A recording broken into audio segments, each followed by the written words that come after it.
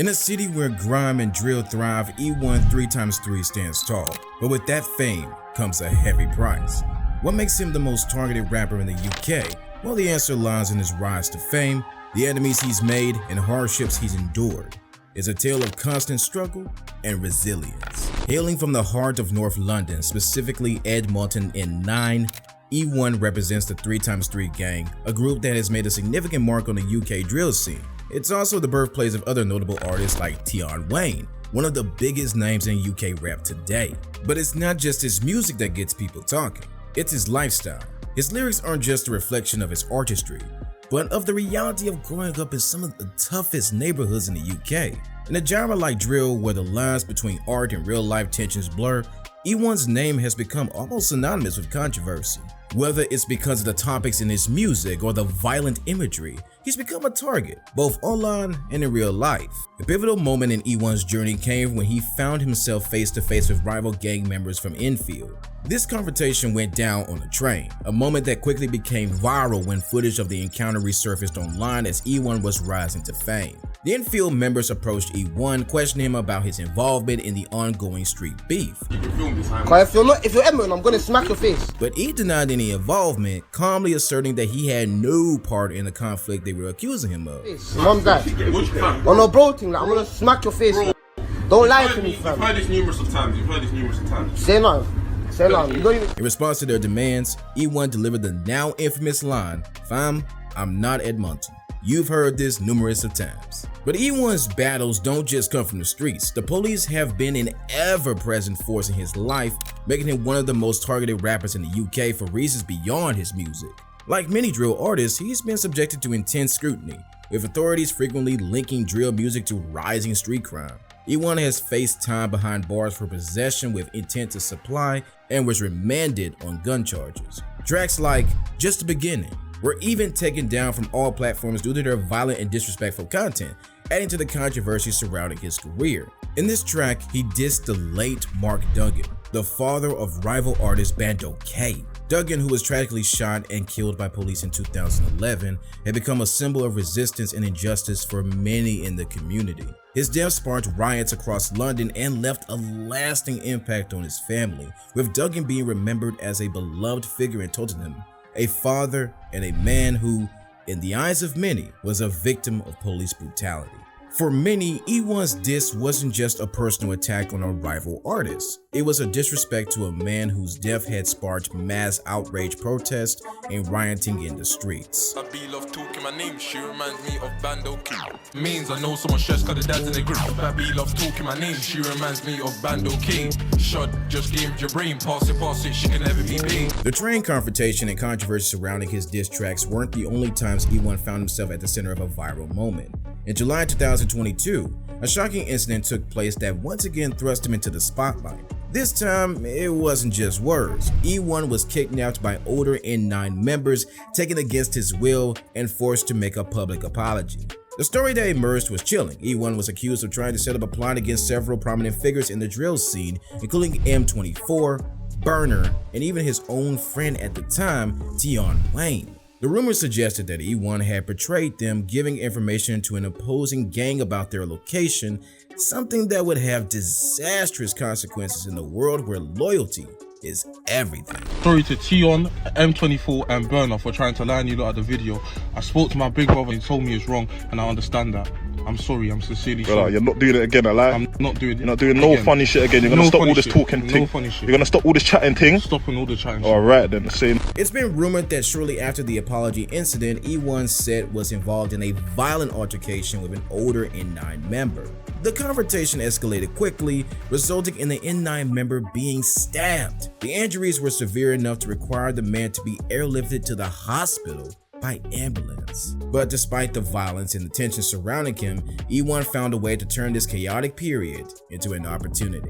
E1 released a track titled Mockingbird, a song that seemed to capture the very essence of the situation he was living through. With its gritty lyrics and reflective tone, the song resonated with fans who saw E1 not just as a drill artist, but as a survivor navigating through the chaos of street life. The track quickly went viral, receiving massive attention across social media and streaming platforms. Mockingbird became a huge success, showcasing E1's ability to capitalize on his struggles and turn them into fuel for his music.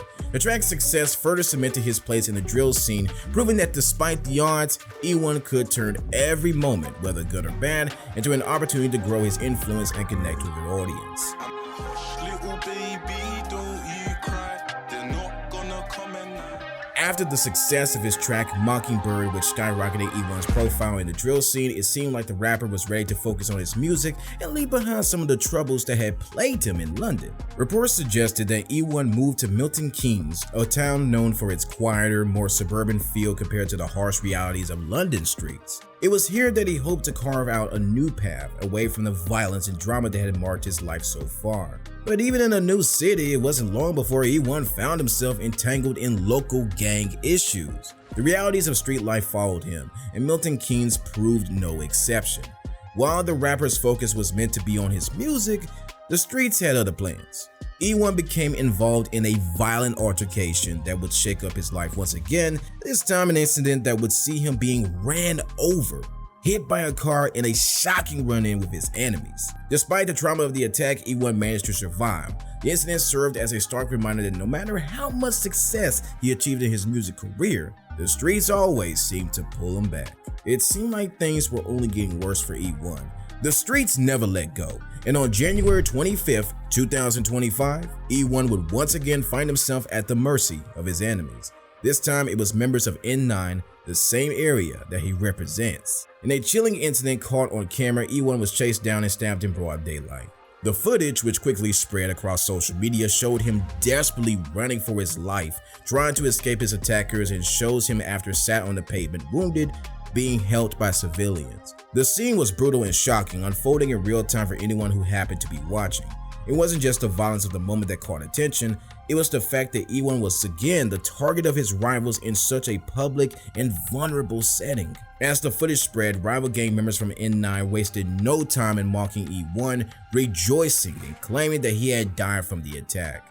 The streets buzzed with rumors, and the internet exploded with comments celebrating the incident, with some even prematurely declaring his death. The news caused massive confusion and uncertainty across the media. No one knew for sure whether E1 had survived or not. The violent incident was both shocking and unsettling, as it threw the public into a frenzy, torn between believing the worst and hoping for the best. In the midst of the chaos and confusion, E1's fate remained uncertain until just a few days later, he took to social media himself. In a surprising twist, E1 posted a video from the hospital, standing tall on crutches, looking remarkably upbeat and in good spirits considering the severity of the attack.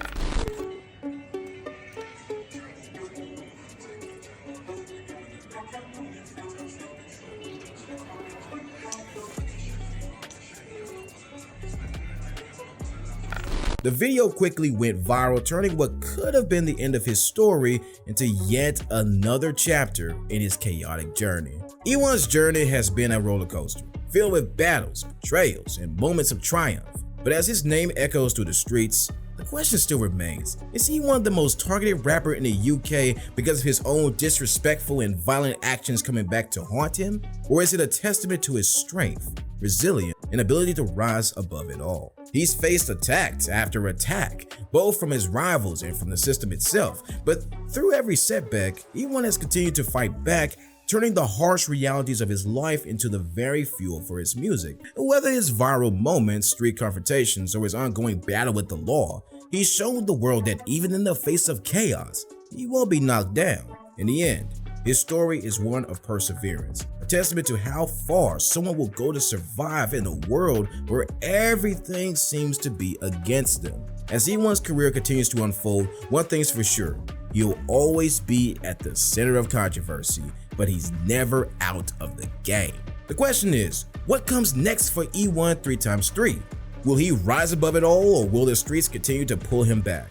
Only time will tell, but one thing's for certain, his story is far from over.